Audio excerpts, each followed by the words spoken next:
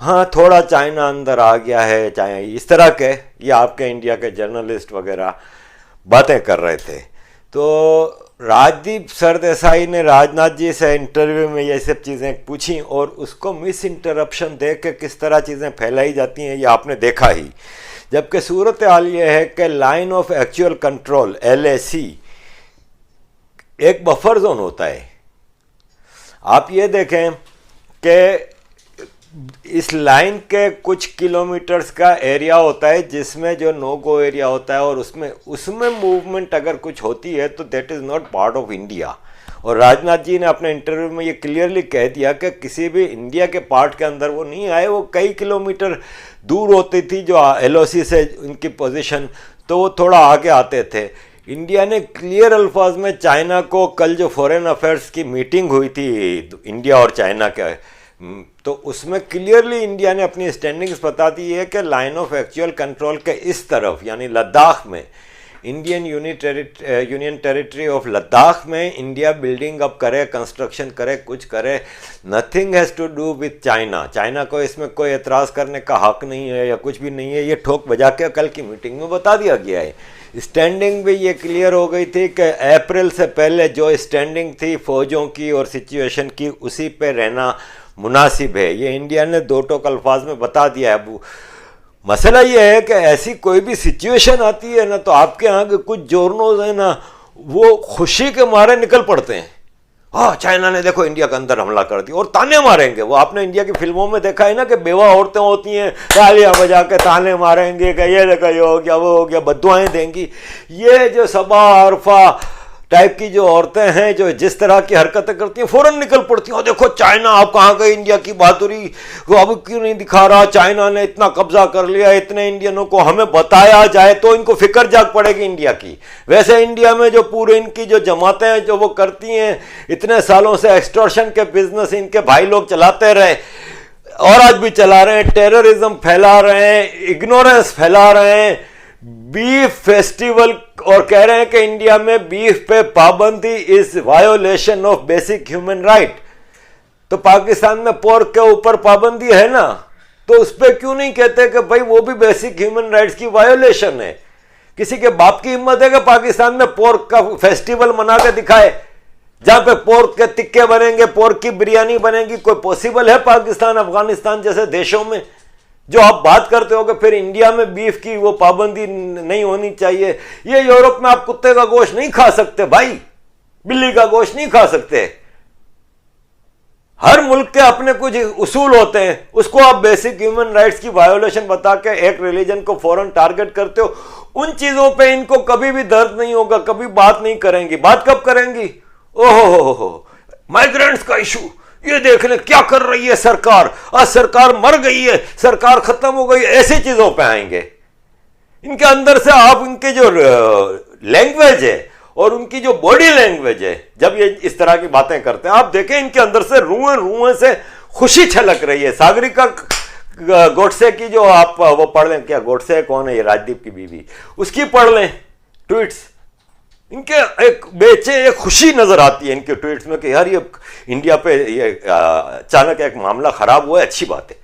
ये आपको फीलिंग महसूस होगी। खुदा ना खास्ता कोई भी चीज होती है तो ऐसे मौके पे फौरन आ जाते हैं ये लोग। माइग्रेंट्स के इशू पे हमने देखा सब कुछ वो क्या, तो लद्दाख का इशू कुछ नहीं होना, एक गोली नहीं चली ना चलेगी। ना चाइनीज से ना वो अफोर्ड कर ही नहीं सकते। चाइनीज बड़ी समझदार कौम है, जब भी तो पूरी दुनिया पे रूल कर रही है। वो ना समझे कोई कि वो चाइनीज समझ रहे हैं कि ये 1962 है, कोई नहीं चाइनीज समझ रही है। चाइनीज को पता है कि यहाँ पे जवाहरलाल नेहरू नहीं बैठे हुए, चाइनीज को पता है कि यहाँ पे एक ऐसा आदमी बैठा हुआ है और उसके पीछे पूरी जो पॉपुलर रेटिंग हम देख ही रहे हैं ना मोदी जी की, पूरा इंडिया उनके साथ है। कुछ जो एलिमेंट्स आपको चीखते चिल्लाते नजर आते हैं तो उनकी चीखें तो निकलेंगी ना, क्योंकि ये स्टेटस को वाले लोग हैं, इनको स्टेटस को चाहिए। ये कहते हैं कि कश्मीर में भी स्टेटस को रहे और हर जगह जो मुस्लिम सुपीरियरिटी का जो एक स्टेटस को है वो चलता रहे, इनके मजे लगे रहे, एजुकेशन इनके हिसाब से जाए। इंडिया में जो फॉरेन इन्वेडर्स हैं उनको ग्लोरीफाई करते रहो। इंडिया के जो असल हीरोज हैं, इंडिया की जो असल रूट्स हैं, जो 5000 साल के जो फिलोसॉफीज हैं, उनको आहिस्ते आहिस्ते खत्म करते रहो, उसमें खुश थे। अब वो सरकारें नहीं आनी, अब हिंदुस्तान का हिंदुस्तानी जाग गया है। तो बीबियों, तुम भी अपनी औकात बदलो। अब जब तक तुम लोग अपनी सहाफत को और जर्नलिज्म को चेंज नहीं करोगे और रियलिटी को एक्सेप्ट नहीं करोगे, तब तक मामला नहीं हल होना। सफूरा के हवाले से बड़ी चींची पैपै कर रहे हैं ये लोग कि एक प्रेग्नेंट औरत को मोदी सरकार ने जेल में डाला हुआ है। अरे एक आफिया सिद्दीकी है पाकिस्तान की, 25 साल से अमेरिका में गुआंतानामो बे में रह रही है, नहीं छोड़ रहा अमेरिका। पाकिस्तानी भी इसी तरह का आपके तरह के ड्रामे कर रहे थे, कहा वो हो गया। क्यों? इसलिए कि वो पकड़ी गई थी, साइंटिस्ट थी अमेरिका में, अमेरिका से, वह अमेरिकन नेशनल थी, पाकिस्तानी ओरिजिन की, वहां से तालिबान की मदद करने आई हुई थी, काबुल से, अफगानिस्तान से पकड़ी गई थी। तो जब एक गलत काम करते हैं ना ये सफूरा साहिबा के प्रेगनेंसी को लेके बहुत सारे लोग आ रहे हैं, तो मुझे ये बताएं कि इनकी तकरीरें देखी आपने? मैं तो इनकी वीडियोस देख के, ये प्रेगनेंसी में वायोलेंस पे वो कर रही हैं, और इनकी लैंग्वेज देखें, मोदी टेररिस्ट और हिंदुत्व टेररिस्ट, और कोई कह सकता है पाकिस्तान में ये? किसी के बाप की हिम्मत नहीं है। और फिर प्रेगनेंसी उस वक्त नहीं थी जब ये तकरीरें कर रही थी सफूरा, जब वो इंस्टिगेट कर रही थी, जब दिल्ली की गली गली में आग लगी हुई थी, तोड़ फोड़ हुई थी। आप वीडियो तो गूगल पे जाके देखें ना, वो कि किस तरह, जिस तरह आज आप वॉशिंगटन को दिखा रहे हैं और उस पर कुछ लोग जो सेलिब्रिटीज तस्वीर बहा रहे हैं अमेरिका की सूरत हाल पे, अपने देश के मामला पे इनकी जबान बंद हो जाती है, इनकी सारी विस्डम धरी की धरी रह जाती है जब अपने देश में चीजें चल रही होती हैं। लेकिन कोई देश के ऊपर कोई मुसीबत आ जाए तो ताने लेके फौरन आ जाते हैं ये लोग। और वो जो 2 गिरफ्तार हुए हैं मुसलमान, जिन्होंने फीमेल एलिफेंट को जो खिलाया था बॉम्ब, वो प्रेग्नेंट नहीं थी एलिफेंट, या खाली जज्बात और तकलीफ और ये सब मुसलमानों को ही होती है? ना हिंदुओं को कोई जज्बात खराब होते हैं, ना उनको उनकी फीलिंग्स हर्ट होती हैं, ना किसी और रिलीजन की होती हैं। हम एज ए मुसलमान, हमें हमारे राइट है कि हम किसी के भी भगवान को निशाना बनाएं अपने मजाक का, अपने उसका। लेकिन जब हमारे ऊपर बात आएगी तो हम कहेंगे जी इस्लामोफोबिया, हमारे बारे में कोई बात ना करे। इवन सच्चो भी नहीं बोलो कि हाँ भाई फला लड़की पकड़ी गई थी, टेररिस्ट थी, मुसलमान थी। अबे नहीं, ये इस्लामोफोबिया है। जहां हिंदू एक्सट्रीमिज्म कहीं एज सच नजर नहीं आ रहा सोसाइटी में, अभी तो खाली कुछ सेक्शंस ऑफ हिंदू कह रहे हैं कि भाई कब तक ये चलेगा लाड प्यार का ड्रामा। तो ये चीखें निकल पड़ी हैं। वापस लंबा हो रहा है। मेरे पास एक छोटा सा टॉपिक और था जो मैं बात करना चाह रहा था। कल एक साहब से मेरी बात हो रही थी, वेरी लर्नड मैन। तो उन्होंने मुझे कहा था, पूछा था कि भाई किस हवाले से मैं उस पर उनको बता रहा था कि देखें, एक कम्युनिटी है मेमन कम्युनिटी, जिससे मैं ताल्लुक़ रखता हूँ। मुझे सिर्फ इतना पता है कि मुझे हमारे बुजुर्ग यही बताते थे कि 300-400 साल पहले मेमन सारे के सारे एक साथ हिंदू से मुसलमान हुए थे। हम जब पूछते थे अपने बाप से या दादा से या चाचाओं से कि क्या वजह थी, क्या ताकत के ज़ोर पे हमें मुसलमान किया गया था, तो वो कहते थे नहीं, हम तो तलवार के ज़ोर पे नहीं, हम सूफ़ी के ज़ोर पे बने थे। वहाँ पे एक बड़े बुज़ुर्ग आए थे और उन्होंने इस्लाम का खूबसूरत पैगाम दिया और पूरी कम्युनिटी। अब देखें, अपनी ओरिजिन को एक्सप्लोर करना हर आदमी का राइट है। मुझे ये पूरा राइट है कि मैं अपनी ओरिजिन को एक्सप्लोर करूं। If life gives me a chance, तो मैं भी जानना चाह रहा हूं कि ये जो लोहाना कम्युनिटी है जिससे ये मेमन निकले हैं, ये लोहाना कम्युनिटी के लाखों हिंदू थे ये सब, जिसकी ब्रांचेस थी। गुजराती लोहाना थे, सिंधी लोहाना थे, इवन पश्तो और बलोच भी लोहाना थे हैं। मेमन जो बेसिकली है वो सिंधी लोहाना ग्रुप से ताल्लुक रखता है ना। लाखों हिंदू थे। तो 1422 में सिर्फ 6178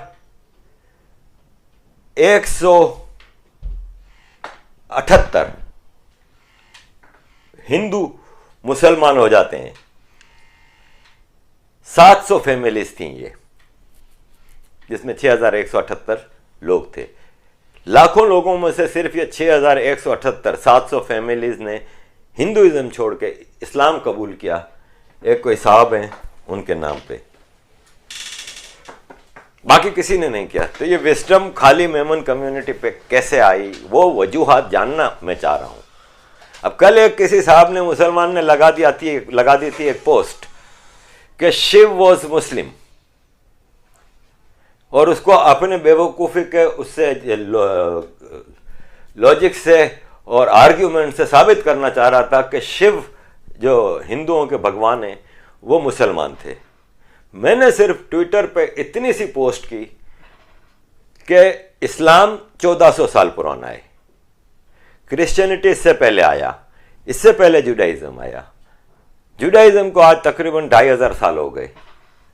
लेकिन जब ये सब आए थे मजहब, तो शिव तो ऑलरेडी मौजूद थे और शिव की पूजा होती थी, तो शिव कैसे मुसलमान हो सकते हैं? और दूसरा यह है कि जब मक्का पे हमारे नबी पैदा हुए थे, जहां से इस्लाम शुरू हुआ, तो हमें खुद प्राइमरी इस्लामियात में सिखाया गया है कि वहां पे बुतों की पूजा होती थी। हमारे खाना काबा में, जो मक्का में हमारा किबला है, उसमें कहते हैं 360 बुत थे। लात मन्नात, पूरा अरब कबीले सारे बुत परस्ती करते थे। तो मैंने ट्विटर पे सिर्फ यही लिखा। तो मैंने कहा कि भाई, बुत परस्ती तो इस्लाम से बहुत पहले की चीज है। अब मैंने इसमें कहीं किसी रिलीजन को ना तो मलाइन किया है ना प्रमोट किया है। तो मुझे कोई 100 के करीब मैसेज आ गया कि आरिफ भाई आप तो हिंदू हो गए हो। एक ने कहा कि you are getting so biased and supporting Hindus. मेरी ट्वीट के जवाब में ये आ रहा है। तो मैं सिर्फ ये पूछ रहा हूं कि मैंने उस ट्वीट में कहां शिव जी की कोई तारीफ की है? मैंने तो सिर्फ बताया है एक फैक्ट को, और बड़ा केयरफुली मैं अपनी ट्वीट को फॉर्मेट करता हूं, क्योंकि मुझे पता है कि किन चीजों पर एतराज होता है और क्या है। मैं लाइन क्रॉस करने की कोशिश नहीं करता। तो यही मसला है कि अगर मैं अपनी ओरिजिन को एक्सप्लोर करना चाह रहा हूं, इसका मतलब ये कहां है कि मैं अपने रिलीजन को छोड़ना चाह रहा हूं या मलाइन करना चाह रहा हूं या कुछ है। मैं सिर्फ ये चीजें एक्सप्लोर करना चाह रहा हूं कि who the hell we are. हम सदियों से हिजरतें ही करते फिर रहे हैं यार, नस्ल दर नस्ल। दादा ने हिजरत की, बाप सऊदीया चले गए, हम यूरोप आ गए, हमारे बच्चे यहां पैदा हुए हैं। तो कम से कम हमें यह हक तो है कि हम अपने बच्चों को बता के जाएं कि भाई हमारी ओरिजिन क्या है। और हम अपने बच्चों को, खाली मैं अपने पर्सनल अपने बच्चों का नहीं कह रहा, मैं पूरी मेमन कम्युनिटी का कह रहा हूं कि जिसमें इतना हिंदुओं के खिलाफ और इंडिया के खिलाफ जो नफरत सिखाई जाती है, मैं उनको बताना चाह रहा हूं कि भाई किस हिसाब में तुम अपनी ओरिजिन से नफरत कर रहे हो, या उसमें ऐसा काबिल नफरत है क्या कि जिसकी बुनियाद पर तुमको इतनी नफरत करनी पड़ रही है।